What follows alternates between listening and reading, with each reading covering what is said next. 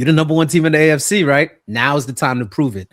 You hate to say, hey, they kind of had a cakewalk or haven't really proven it since they've come out and obviously have the record and have the stature to show for it.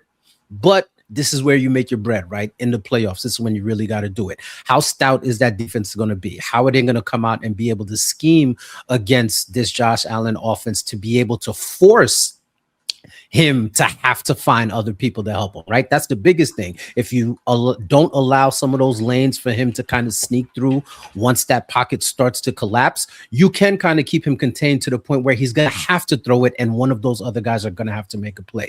Give me something like a 30-24 type situation, but I think the Bills are going to be able to move on to the AFC Championship.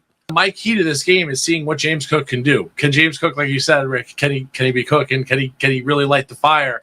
If he can get over 100 yards, I think that really will be the litmus test. If he gets held, not necessarily under 100, but if they hold him to 40, 50 yards on 15 to 20 carries, then I give the edge a little bit to the Broncos.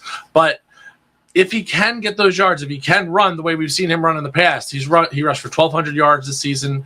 He's got over 10 touchdowns, so we know he can move the ball. So if they can do that, the Broncos are kind of weak in their secondary. They're only kind of middle of the pack rating in their secondary. So if they give Josh Allen a little time on play action, that's where the Bills can pick them apart later in the game. For me, I think Josh Allen being experienced, having done this so much, going up against a team he beat last year, a quarterback he beat last year, probably, honestly, the worst quarterback left in the playoffs in Bo Nix. I'd probably rank him 8th out of everyone around.